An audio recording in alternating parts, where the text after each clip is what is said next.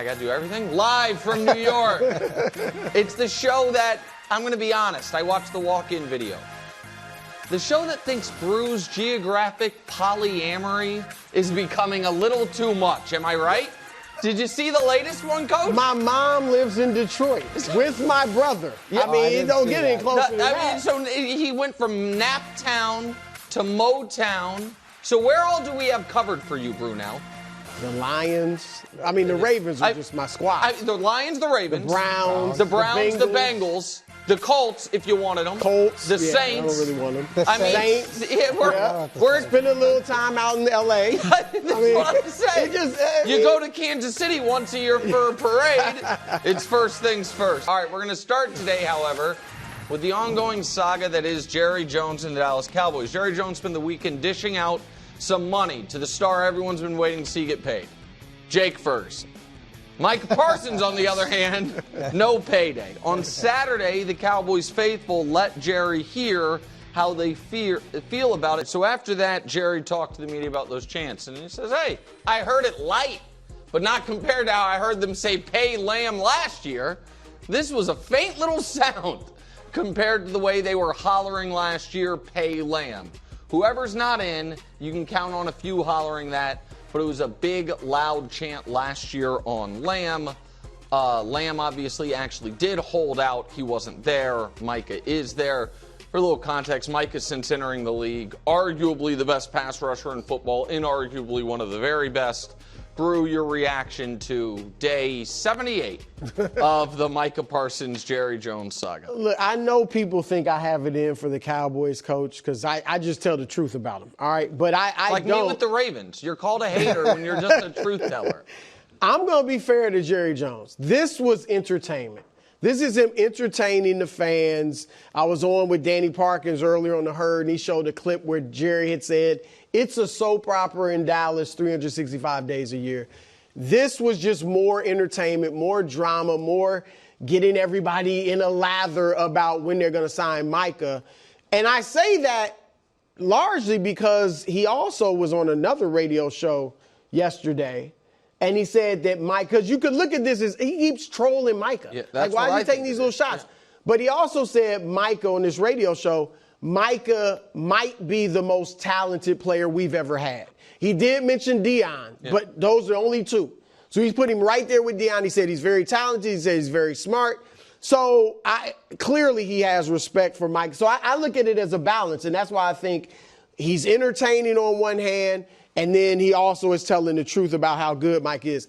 I'm going to say this, Nick. The thing that raised my eyebrows yesterday, or it really came out today, I have been reading that Micah wants $200 million over 5 years. And that obviously would go up because that's only $40 million a year. The price has gone up with T.J. Watt's deal. But today in the Dallas Morning News, Calvin Watkins wrote he wants $200 million over 4 years.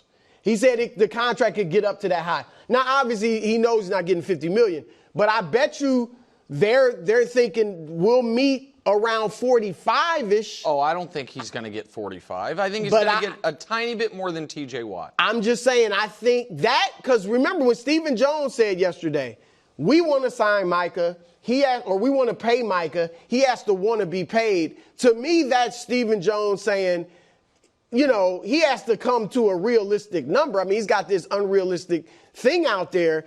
I would imagine Micah and his agent do want to put a little distance between him and T.J. Watt because he probably doesn't want to be the highest paid just for a month, just for even this season, but, you know, put it out there for a couple seasons. So that gave me pause, and that shows me that's probably why this thing hadn't gotten done. Maybe Micah wants more than Jerry, you know, more than T.J. Watt by far. Yeah, I see it differently. I didn't think Jerry was entertaining at all when he was talking to the group. He looked uncomfortable the way he was slouched over that mic and trying to get his words out. And I'm not sure he has the conviction on Micah that you need to have in order to make him the highest paid non-quarterback in the NFL. And if you look at the deals that he's done, they haven't all worked out the way that Jerry would have hoped. So you look at Dak's deal. We don't know where that's going to go, but he made him the highest paid player. That hasn't been great. There was Ezekiel Elliott. He paid him a lot of money. That wasn't great. That didn't age well There's at all. Ceedee Lamb. We'll see where that goes. I mean, it could be good, but is it going to be the impact that the contract merits? I'm not sure that he truly has a conviction that Micah is that guy. And is Micah a linebacker? Is he a defensive end? Where does he fit in this new defense? They've radically changed the approach this offseason, going and hiring Schottenheimer. Maybe he wants to wait and have a little bit of the ability to reset next year, because this has been a very un-Dallas Cowboy-like offseason. And this could be a bit of a reset. Except the thing that is not un-Dallas Cowboy-like in the, as of late, is the waiting to last minute to then pay top dollar for your star player. Now, maybe they won't do it, but they did it with Ceedee. They obviously did it with Dak 2 times. Right. We've seen them do it before. I also, it's very interesting that, because sometimes I think Brew is too critical of the Cowboys and I'm defending them. This is one where you are being kinder than I am planning to be, because I feel like if we were to chart out the comments Jerry has made about Micah the last few months, the word that comes to mind for me is antagonistic. You remember, like, early on when he was acting like he didn't know his agent's name? Yeah. For no reason whatsoever. Just a disrespectful, dismissive line about his agent. Micah then said to the media, essentially, my agent can't get Jerry or his son on the phone. You know what I mean? And so if we think Micah's telling the truth, which I do, that's, to me, antagonistic. The comment about, that Micah could, Micah missed half the season, or he said a third of the season last year, whatever it was, which was an overstatement, but also unnecessary. And now this, which seems to be doubly insulting. One, it's implying the fans cared more about Ceedee not being here than you. But the other thing is, it feels to me like it's penalizing Micah for doing what I'm sure Brian Schottenheimer is thrilled that he's doing, which is showing up. Ceedee actually held out. Right. Ceedee, you know what I mean? Ceedee skipped training camp, got the deal, then showed up in Frisco, Texas for practice. And so I think that when it comes to this type of business, Jerry has become a huge impediment to the Cowboys succeeding. Because I think he likes the carnival barker nature. I think he likes the sideshow. And I think where I disagree with both of you is, I think that everyone knows what Micah's going to get paid. He is going to get a little bit more than TJ Watt just got. And I don't, maybe they called it, I was wondering if that was a mistake or a misprint. That feels like a mistake. Because I haven't seen that anywhere else. But it's also that, if you remember, when Tyreek got his deal with the Dolphins and when Devontae got his deal with the Raiders, the actual years and money sounded enormous because the final year of the contract was a fake, balloon payment year. Like Devontae, they're like, oh, it's the first $30 million a year receiver, but it was because the final year, which he was never going to get, was like $47 million. And so maybe there's something like that. They want to be able to call it that. But we know where this is going to land. But let's say he's taking a different tack. Let's say this year he's looking at it as this is a bit of a reset year where I've got a first-time head coach. Took him not from the traditional path that head coaches are taken from, especially from the Cowboys' perspective. And he's going to see whether or not Micah will hold out. He's going to see whether or not Micah is willing to give up this money and willing to not play. And he's going to hold his ground, because otherwise you just reaffirm the pattern of we just wait, and Jerry caves. And maybe he's decided I'm not caving on this one. I'd be shocked, Coach, if he won't sign Micah Parsons. Yeah, I mean, because the price is only going to go up. And he's the best player on your team. Now, what I will say is this before we move on quickly. And I tried to explain this yesterday on the air. I did a clunky job of it. Florio then wrote it out today, which was helpful. By showing up, Micah limited his options. Because you're allowed to not show up, and then they just fine you $50,000 a day. But once you show up, if you then leave, if you don't come back within 5 days, they just put you on ice for the year. Well, they got to send you a 5-day letter. Right. But then the contract tolls, and they can't even, if they wanted to reverse it, they can't. Once, like, they have put you on the, it's like reserved, tired list or whatever. Yeah. And so Micah has to keep showing up. Now, he can hold in, he can do different things. I just don't know why he is young, homegrown, incredibly productive, very popular, gets in no trouble, best player on your team. He's the easiest guy to pay. I think he's getting at least $43 million a year. Okay. Isn't Dak still the highest paid? Dak, 6 per year? 60 per year, yeah. So we've seen a number of guys sign since Dak, and they have, I think Micah's agent is looking at this I want him to be the highest paid for a little while. The price obviously keeps going up. Look at Myles Garrett, look at T.J. Watt. They were highest paid for a few weeks. And so I think they're taking into consideration the future and how much younger Micah is than those guys, T.J. Watt in particular. So I think it's going to be at least $43 million. Yeah, I'm just not sold on the fact that he has the conviction that he wants Micah to be that guy for the next if that's a whole separate thing, if that's the case, then they probably should have traded him for 2 first-round picks this offseason and really done a reset. All right, we'll move on to Aaron Rodgers. So Rodgers, 41 years old, quite a busy offseason, got married, talked about that a bit, and decided to come back for year 21 and his third team. Here he is on NFL Network on his decision to return. So, and it's the whole thing's worth a watch. Aaron comes across actually quite charming in it. Also, Kyle at the end says he thinks Aaron's the greatest quarterback to ever play. Save that take for What's Right podcast. But Aaron Rodgers, 2019 to 2021, a couple MVPs, a couple of conference championship game appearances, and one of the very best quarterbacks in the league. Aaron Rodgers threw the last 3 years, nothing close to that. Yet I feel like you are starting to believe in another one of your teams, the Steelers. They were my childhood love. I love the Steelers. I mean, that's a quarter of the league we're up to now. Go ahead. Nick, Coach. I'm in! I knew it. I'm all in! This guy can't help himself. No. I'm not all in. You are. But I'm just kidding. But I am getting better vibes about the Steelers, Coach. A month ago, I was at first losing season of Tomlin's career. Nick stole it. All of a sudden, Nick said he said that 6 months ago. I don't remember that. But I am no longer there. I do think they'll have a winning season. Right. And where I'm at now is Pittsburgh or Cincinnati. Because Baltimore is winning the division. And I think one of those teams, I'm not sure about both. It could be both. It could be both, but the AFC West is tough. So I'm looking at which team between those two. And the thing I like about Rodgers in that interview, and really how he's been since he's been in Pittsburgh, you remember last year or the past 2 years with the Jets, he came in, he's openly talking about winning the Super Bowl, the trophy looks lonely and all that. He took on the weight of the franchise, probably thinking he was doing a good thing, and it just didn't work out. Now he's got a whole different approach in this interview and even beyond. He's just been like, hey, I'm here to have fun. I'm here to enjoy myself. I do not, and you know, Nick, how I feel about Rodgers getting to a Super Bowl. I don't think they're a Super Bowl contender. I hope not. But I do think they can win 11 games, could make the playoffs. I haven't made up my mind yet between them and the Bengals, but right now I'm leaning Pittsburgh over Cincinnati right now. And I think they might be able to win Tomlin's first playoff game in years.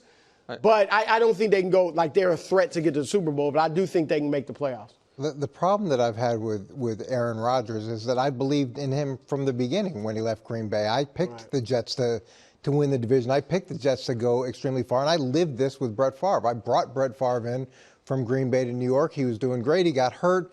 Things went south after that, but then he goes to Minnesota, does really well there. We saw what happened with Tom Brady. So there is a formula here. Stafford, too. Stafford for this to work out, and it should work out with Aaron Rodgers. And you talked about him taking on the weight of the organization.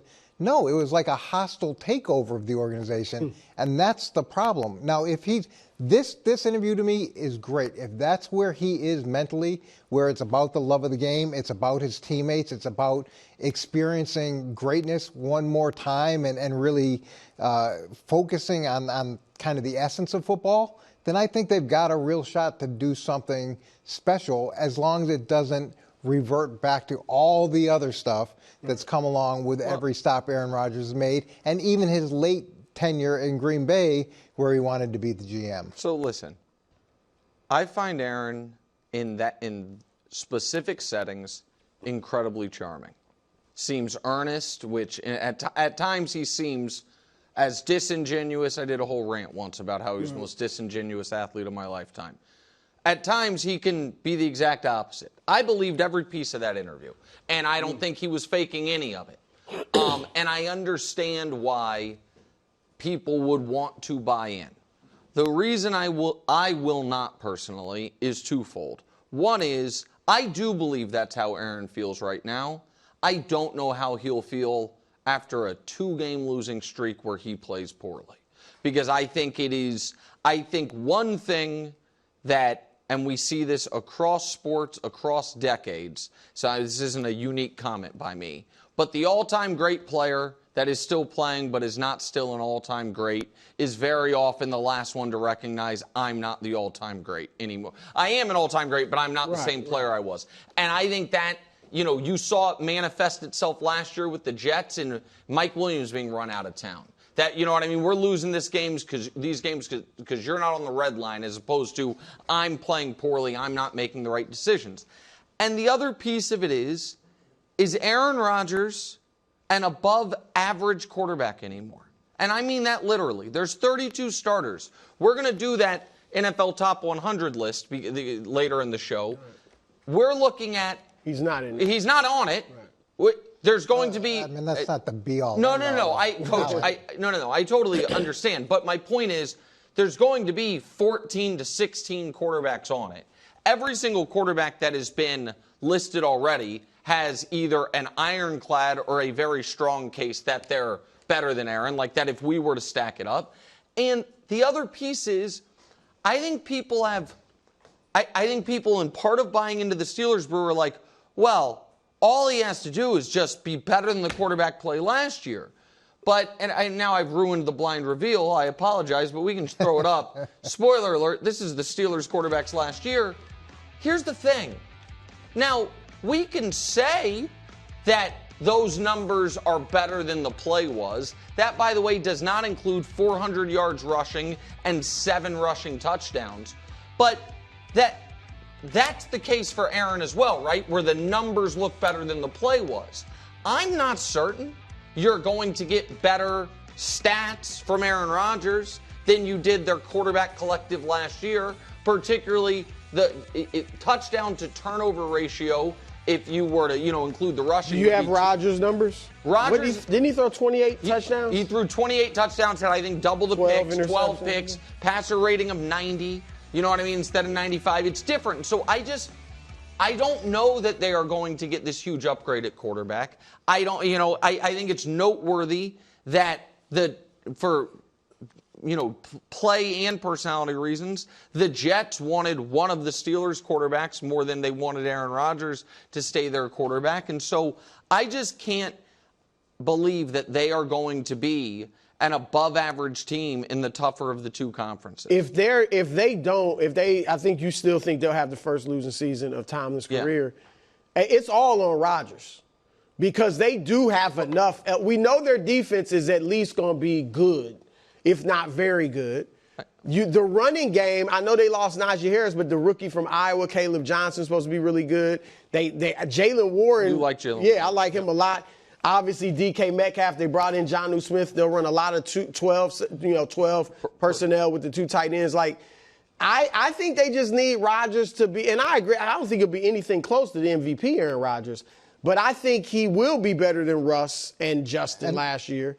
And unless he just sabotages it with all the extra stuff, Coach, I think they can win 11 games. Yeah, and he doesn't have to be the all-time great quarterback. The problem he got into is he wanted to be the all-time great quarterback, the all-time great GM, the all-time great head coach, and that's where all the problems came in. So if he'll just take a step back and be a great, as great a player as he can be on this team, then I think they have a chance of success. I don't buy it. All right, ending with Coach's favorite topic, video games. Madden 26, 99 overall ratings have been released. Patrick Mahomes, nowhere to be found, pardon me. Saquon, Lamar, Josh, Justin Jefferson, Jamar Chase, Myles Garrett, Lane Johnson, all getting the honor over him. Quick reminder, I just had Josh throw together some Patrick Mahomes numbers. These are just playoff numbers and where he ranks in all-time NFL history. Yet right now he's not he's first or second in everything in the history of the league, except for evidently active quarterbacks playing right now where he's third. Coach, I imagine you are as outraged by this as I am. Yeah, thank you. I have an issue with it. What is it? 99 problems, but a Super Bowl's not one. He's got three. He's got 3 Super Bowl championships. He's been to 5 Super Bowls. He's been the Super Bowl MVP 3 times. Yeah. He's been the MVP of the league twice. So you can rate him whatever you want to rate him. That's why this is a video game. But at the end of the day, who's the 99 quarterback? The guy that wins Super Bowls, the guy that steps up in big moments, the guy that's had an incredible career. And if I can just add to that, Brew, quick before you go to Coach's point, also the guy that every year plays Josh or Lamar or both of them in the playoffs and not only beats them, the 2 quarterbacks ahead of them, but thoroughly outplays them every single time. One time Josh played him to a push, the famous 42-36 game, but lost anyway. It's just, and he has been eligible essentially for these rankings prior to this year 6 times.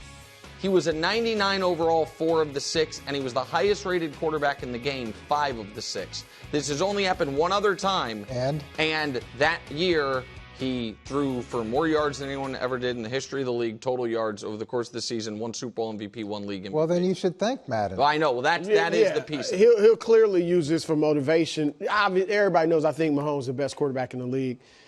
But here's what I'll say. Right now, and we all know he's battling Tom Brady. Yes. His career is the perception is going in the opposite direction of Brady's. Brady started out winning the Super Bowls, but people just, he's a game manager, it's more the team winning it. And then when he got Randy Moss, individually, people recognize his individual greatness. Mahomes, we recognize his individual greatness right away. Not only is he playing great, but they're winning, starts winning Super Bowls. And now his individual play statistically has gone down.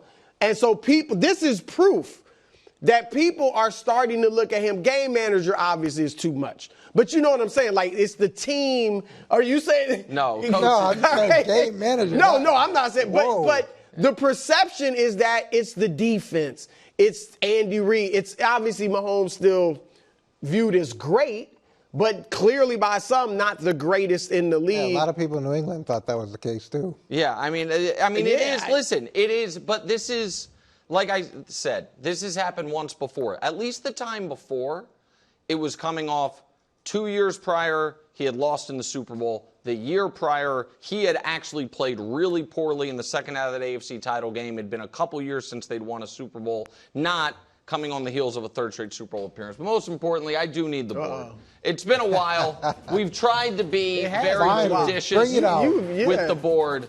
And by the way, this might not be the only time we see the board today, because there was something else that caught my eye in the media. However, Madden 26. Listen, I've always been a Madden guy. I got to tell you, I'm starting to reconsider. I feel like my friends at 2K maybe have a better rating system. Sorry, not what you once were. Not a top 7 player in the league. Patrick Mahomes, not a top 3 quarterback. Give me a break.